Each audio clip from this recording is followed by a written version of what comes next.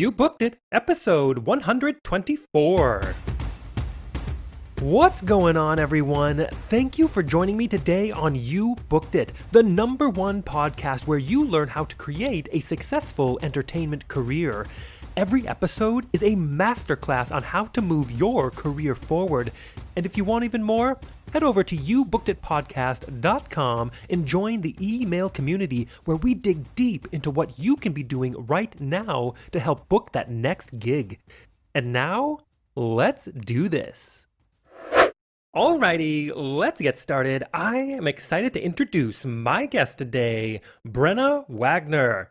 Are you ready for this, Brenna? I'm very ready. All right. Brenna is a Montana-born, Seattle-based singer, actor, dancer, and voice artist. Her favorite leading credits include her award-nominated performance of Violet at Seattle's Arts West and Alice Murphy in Taproot Theater's Bright Star. Brenna was also seen in the touring production of The Little Mermaid and various productions at the Fifth Avenue Theater, Village Theater, Arizona Theater Company, and Arizona Repertory Theater. She can be found on Kuman and Diamond's original cast recording of The Noteworthy Life of Howard Barnes. Brenna graduated summa cum laude from the University of Arizona with a BFA in musical theater and minor in pre-law. She currently works in the field of health and wellness, specializing in stretch therapy, and is a proud member of Actors Equity. Brenna, that is a quick intro of who you are and what you've done, but why don't you tell us a little bit more about yourself, fill in the gaps, and a little bit more about what you do as a professional in the entertainment industry? Absolutely. Thank you for the intro. I'm so happy to be chatting with you today. Yes. As you said, I am Montana born. So I was born and raised in Missoula, Montana, where I started dancing, oh my gosh, probably around 4 years old, and stuck through performance all the way into high school. And then when I got to college, I went to Wesleyan University in Connecticut for, of all things, pre-dentistry. At that time, I got sidelined with a back injury that had me take a semester off to get surgery. And while I was down and out, I realized that I was making a huge mistake for myself and not following my love of the arts. And I did a full pivot. And I transferred to the University of Arizona, where, as you said, I got my BFA in musical theater and my minor in pre-law because that was my backup plan. Obviously, I'm not using that these days, but that's okay. And then when I graduated, I was originally planning to move to New York, but it wasn't sitting quite right with me. And I just dealt with that whole premise of what happens when you push yourself a certain direction, a la the pre-dentistry route, and realized I needed to listen to where I actually wanted to be. And I started doing a little bit of research on the West Coast for cities I wanted to live in. And Seattle just totally struck me with the number of theaters that are here, the amount of new work that comes out of the city. And within a month or two, I had a job and a home, and I was living in Seattle, Washington. And I've been here for the last 7.5 years. Oh, that is that is a fantastic journey. And can you talk about the theater and art scene specifically in Seattle a little bit? Because I know a lot of our listeners tend to be concentrating on those stereotypically big hubs, the New York Cities, the LAs, the Londons, Vegas. Talk about Seattle a little bit. Totally. So I honestly did not know that Seattle had very much of a theater scene until I was doing a show at Arizona Theater Company with Kendra Cassabaum, who you have seen in Come From Away and in Wicked. And she was telling me that she was moving to Seattle. And I was like, what's in Seattle? So she's the one who planted the bug. And Seattle's theater scene, there are, oh my gosh, I want to say over 50 theaters in Seattle, ranging from smaller non-union houses to larger houses like Seattle Repertory Theater, the Fifth Avenue Theater, Village Theater, and shows Come From Away were workshopped and partially created here, and Hairspray at the Fifth Avenue. And so Seattle's been a little bit like the Chicago scene in that a lot of new works are developed here and then moved on to some of the larger markets.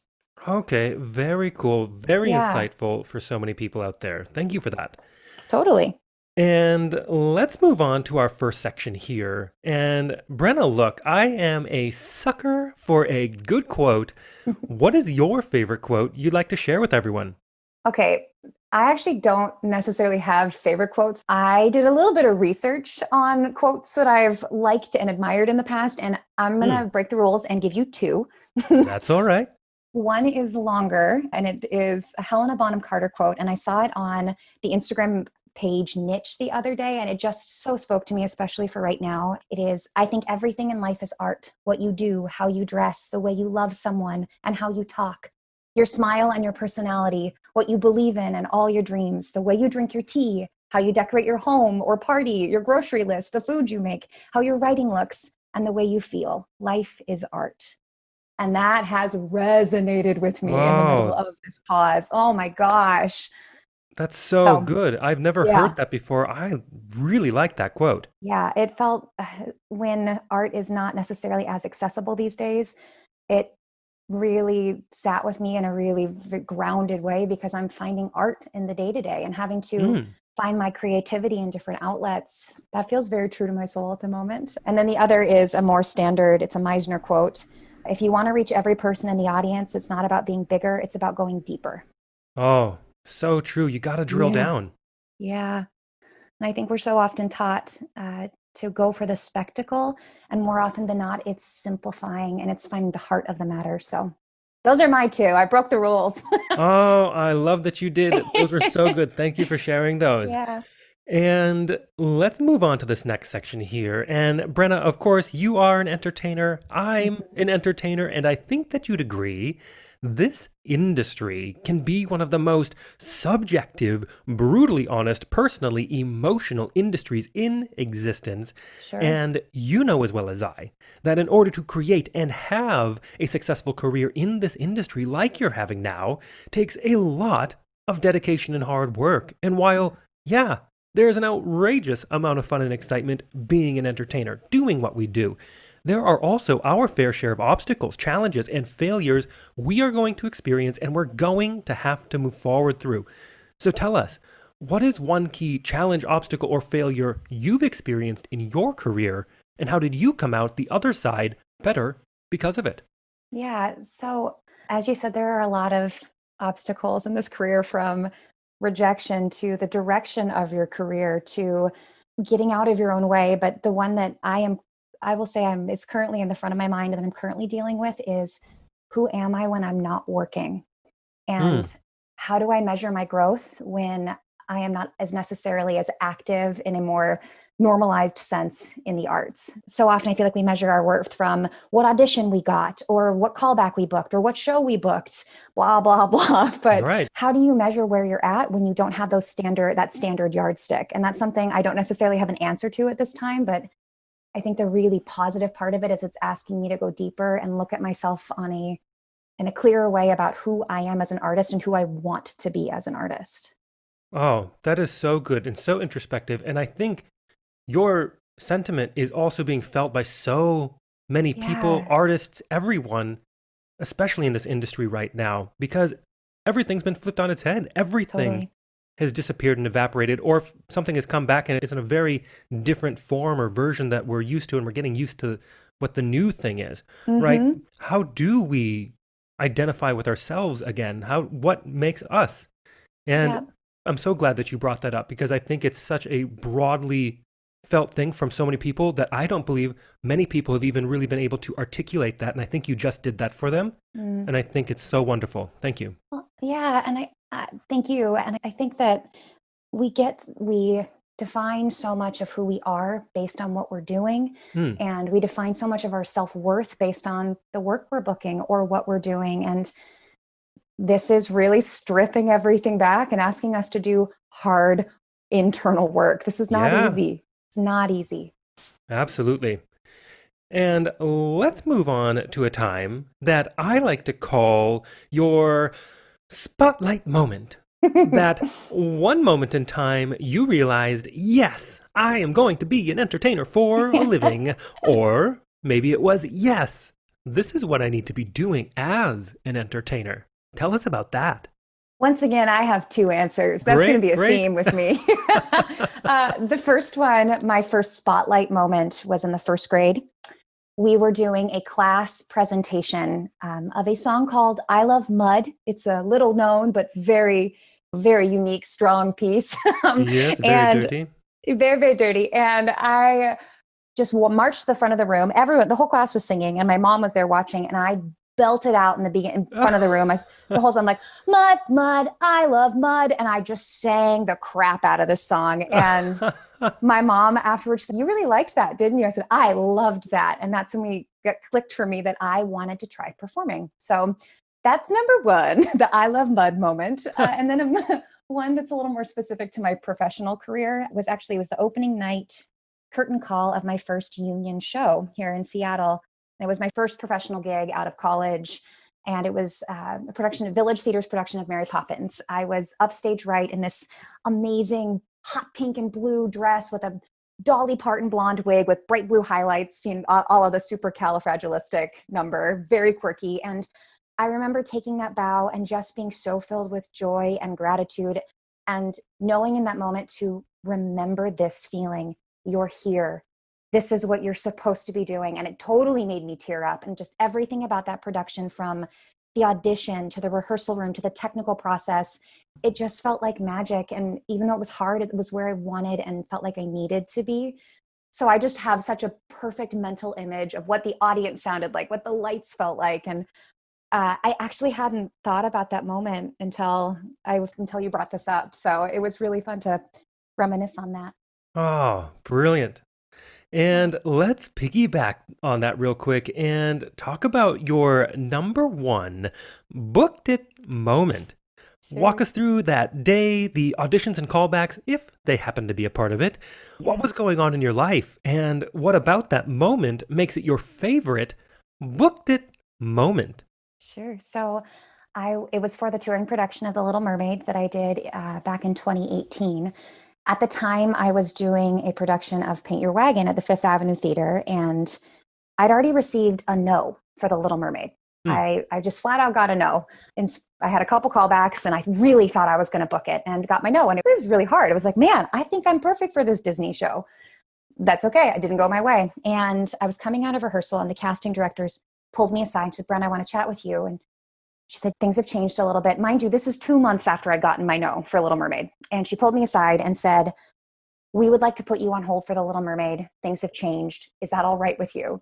And I looked through, is that all right with me? Yeah, that's all right with me. And she said, I can't give you a firm offer right now, but I'll get back to you within 24 hours. And within 24 hours, I had my yes. And about a couple weeks later, we found out it was going to be a tour. It was originally only going to be produced by the Fifth Avenue Theater, and we didn't know that it was going to extend on beyond.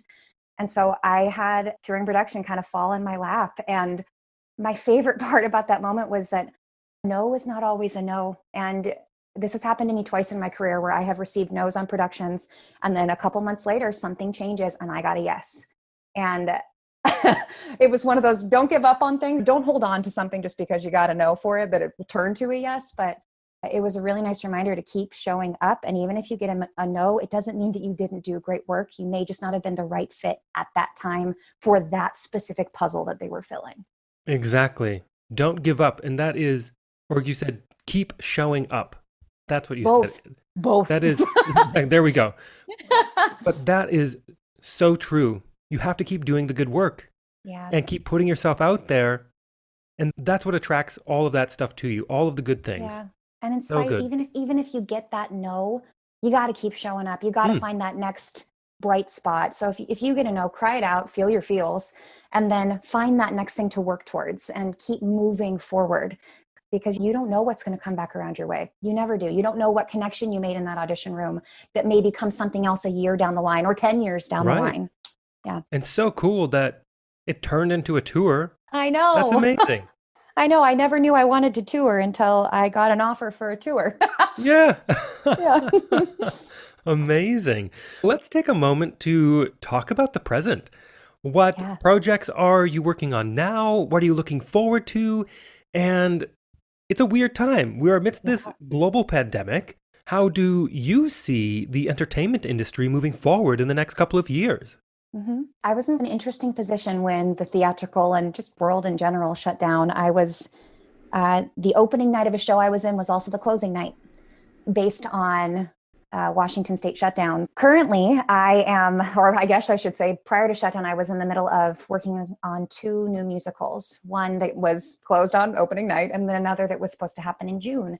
So I am patiently waiting for the day we get to return to those rooms and to those scripts. So I don't necessarily have anything currently going on at the moment, but I'm looking forward to that work as things start to open up again. But at the moment, I am working in the health and wellness field. I work as a stretch therapist, so I'm getting to keep my body in check and keep, Yeah. up and ready for dance when that comes back around in a broader sense. And then where I see the industry going. This is actually interesting. I've had a conversation with a few friends recently watching this trend towards filmed musicals and live streamed musicals. Hmm. And it's reminding me so much of the 1950s movie musical and hearkening back to that time. I will not be surprised if more things go the direction of Hamilton and Diana, which is going to be live streaming on Netflix in like a month or something like that, and In the Heights, etc. So I'm realizing I need to work on my on-camera skills because it seems like our musical theater live performance world might be going the direction of screen. Yeah. Which would Yeah. also be cool as well, I think. I love those big MGM movies. Oh, me too. I So just cool. love them. Yes, that was what I grew up on. So that would be pretty exciting to have things go back that direction or forward that direction, I should say. Exactly. And also, what I love about that kind of medium, it also makes what we do so accessible to the masses. Yes. And I'm not Yes. trying to take away from live theater, but it will, Mm-mm. in my opinion, it will only strengthen the live theater scene because if people are going to watch Hamilton, for instance, on Disney Plus, they're going to go, oh, I think maybe we need to go to a Broadway show Yeah. and go see that live. Yep. Not now, obviously, when it becomes Someday. possible, but I Well, I think think that's going to happen. and I think there's room for both. It's not one or the other. There's an infinite amount of room for all forms of creativity. So let's expand it. Let's make things more accessible for people. Let's make more work for actors. Yeah, for Yeah. sure. And it is time to move on to one of my favorite sections in the interview. I call it the Grease Lightning Round. I am going to ask you a handful of questions. I want you to answer them as quickly and concisely as possible, one after another. Are you ready? I think I am. All right, first question. What was the one thing holding you back from committing to a career as an entertainer? The idea of what I quote unquote should be doing and the concept of should, not what I want or need to be doing. Second question. What is the best piece of advice you have ever received? I love this question. I feel like I've received a lot of good advice, but my favorite and most recent was that the people behind the table, people auditioning you, want you to be the answer to their problems. They are not against you. They want you to make their lives easier. Yeah. Here's the thing, no one really wants to run auditions. No, it's a lot of If work. if you could just give everybody a call that you know would be great for your show, you would do that. Because it's a pain in the butt to audition people. It's also very expensive. And if you could call people that you know are great, that you know are fun and easy to work with, that's what you're going to do most of the time. Hmm. Hmm. So you're right. The panel wants you to be that puzzle piece for them, like you said. Yeah. They want us to make their job easier, not harder. Yes, yes. And the third question, what is something that is working for you right now? Or if you'd like to go pre-COVID, what was working for you before our industry went on pause? Yeah, pre everything going on pause. Preparation, knowing my materials inside and out, whether it be for an audition, for a table read, for a first rehearsal, doing the work before you're even in the room. So true. Mhm. And the fourth question, what is your best resource? Whether that is a book, a movie, a YouTube video, maybe a podcast or a piece of technology that you found is helping your career right now. All things Brene Brown. Books focused on vulnerability and emotional growth and emotional intelligence. Just open me up, make me vulnerable. Brene Brown. Done. And the fifth question, if you had to start your career from scratch, but you still had all the knowledge and experience you've collected from your career in this industry, what would Mm. you do or not do? Would you do anything differently or would you keep it the same? I would travel more and expand my realm of auditions. I've primarily stayed in the Seattle scene and I would expand and probably will continue. We'll start to expand to LA, Chicago, New York, et cetera, and just broadening out that market, taking barriers down. Yes. And the last question. What is the golden nugget knowledge drop you've learned from your successful career in this industry you'd like to leave with our listeners? Be a good person, be kind, treat those around you with respect. There is so much vulnerability. Hi, Brene Brown. There's so much vulnerability in this field. And I think we often forget that the person next to you is basically walking around with their skin turned inside out as we're just bearing our souls, and to have tenderness and care for the people around us. Yes, such wonderful advice. And to wrap up this interview, Brenna, it is time to give yourself a plug. Where can we find you? How do our listeners connect with you? Is there anything you want to promote? Yeah, you can find me at www.brennawagner.com or on Instagram at Miss Brenna Wagner. Beautiful. And for everyone listening out there, I have put the links to everything Brenna just said into the description of this episode so you can easily connect with her. Brenna, thank you so much for being here today. It has been an absolute pleasure to have you on. Thank you so much for having me. Thank you so much for joining us today. Don't miss an episode. I have a new guest 7 days a week.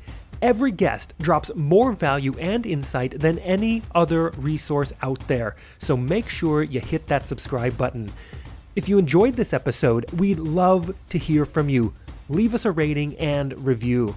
Also, be sure to head over to youbookeditpodcast.com and join our free email community where we dig deep into a continually growing resource of truly actionable things you can be doing right now to help you advance your entertainment career. All the best to you. We'll see you tomorrow.